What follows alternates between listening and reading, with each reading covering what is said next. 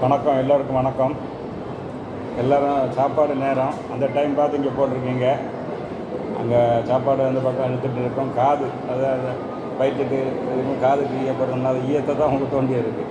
So இங்கே வந்து என்ன கேட்கலையா?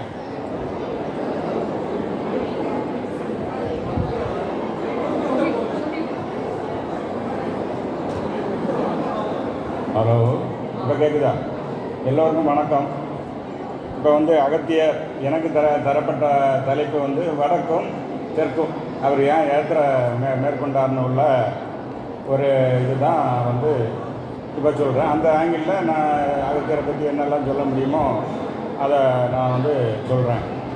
அதை வடக்குலேருந்து ஏன் தெற்க வந்தார் அப்படின்னு நம்ம சொல்லும்போது, வடக்கே கைலாயத்தில் சிவபெருமானுக்கு கல்யாணம் நடக்குது. அப்போ தேவர்கள்லாம் அங்கே வந்து கூடுகிறார்கள். அப்படி கூடுறதுனால அந்த வந்து ஒரு இம்பேலன்ஸ், பூமியுடைய சுழற்சியில் ஒரு இம்பேலன்ஸ் ஏற்படுது.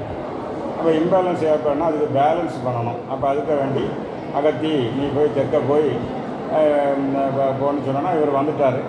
அப்போ வந்து அகஸ்தியர் கேட்குறாரு, எல்லோரும் கல்யாணம் தரிசனம் கிடைக்கும் போது எனக்கு எப்படி அது அங்கே இருந்தாலே போதும், நான் வந்து கல்யாண தரிசனம் வந்து கொடுக்குறேன்.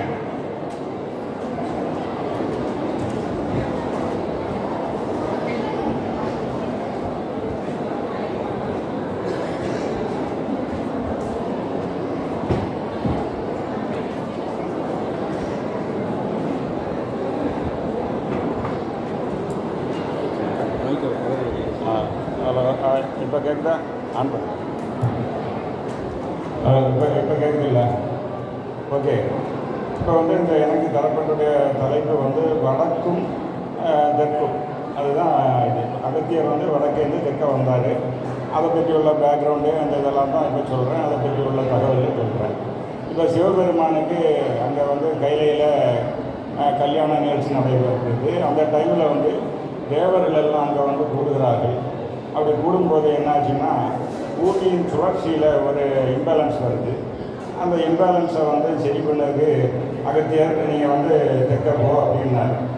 அப்போ அதை புராணம் இருக்குது, அது வந்து யோக விளக்கம் இருக்குது. ஃபஸ்ட்டில் யோக விளக்கத்தை சொல்கிறேன். அகத்தியர், அகத்தீஸ்வரர் மூணுமே இருக்குது. அகத்தின்னு ஒன்று இருக்குது, அது யோகா.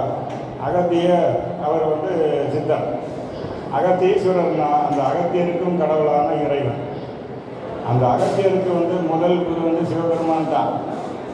டைரக்டாக சிவனோட நாலேஜ் பாடம் பெற்றவர் நாங்கள் நந்தீஸ்வரர், அவர் டைரெக்டாக சிவனோட அறிவு பெற்றார்.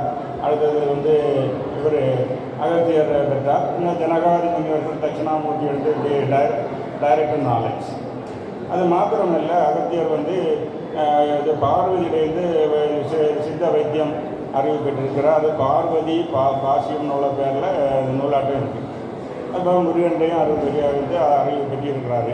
சரி, இவர் வந்து இந்த யோக விளக்கம் என்ன, அகத்தி என்ன, தீ fire, internal fire, internal fire. அது எங்கே ஓடுதுன்னா இந்த இதுக்கு சீக்ரெட் வந்து யோகாவிலேயும் வர்மத்திலேயும் தான் இருக்குது. அதாவது 72,000 நாடி சேனல். அந்த 72 நாடிகள் வந்து 96 நாடி சேனலாக வந்து உடம்புல ஓடிட்டுருக்கு. இந்த 96 வந்து 96 தத்துவங்கள்.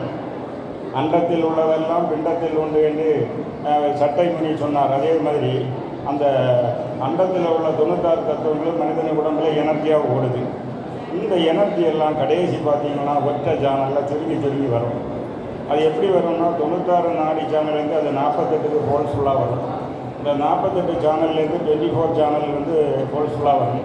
அப்புறம் வந்து 12 அப்படி 10 கடைசியாக வந்து சுசும்னையில் பாயும். இந்த சுழுமனையில் பாயக்கூடியது ஃபயர். அப்போ என்ன கடைசி பார்த்தா நாடி திரையான்னா இடகலை பிங்கலை அந்த சுசும்னா. அப்போ இடகலை பிங்கலை வந்து இப்போ வருது. அதுதான் வடக்கும் தெற்கும். இடகலை பிங்கலை இதுதான் வடக்கும் தெற்கும். இது சமநிலை படணும்னா சுசும்னையில் எனர்ஜி வரணும். சுசும்னையில் வந்து இந்த பாயக்கூடிய எனர்ஜி வந்து என்னது, தீ, அகத்தீ. ஏன்னா பிங்கலையில் வந்து சூரியன், பிங்கலையில் வந்து சூரிய எனர்ஜி ஓடிக்கிட்டு இருக்கு. அது வந்து அடுத்தது வந்து இடகலையில் வந்து சந்திர எனர்ஜி ஓடிக்கிட்டு இருக்கு. ஆனால் இதில் வந்து என்னாச்சுன்னா அக்னி வந்து சுசும்னையில் ஓடிக்கிட்டு இருக்கு.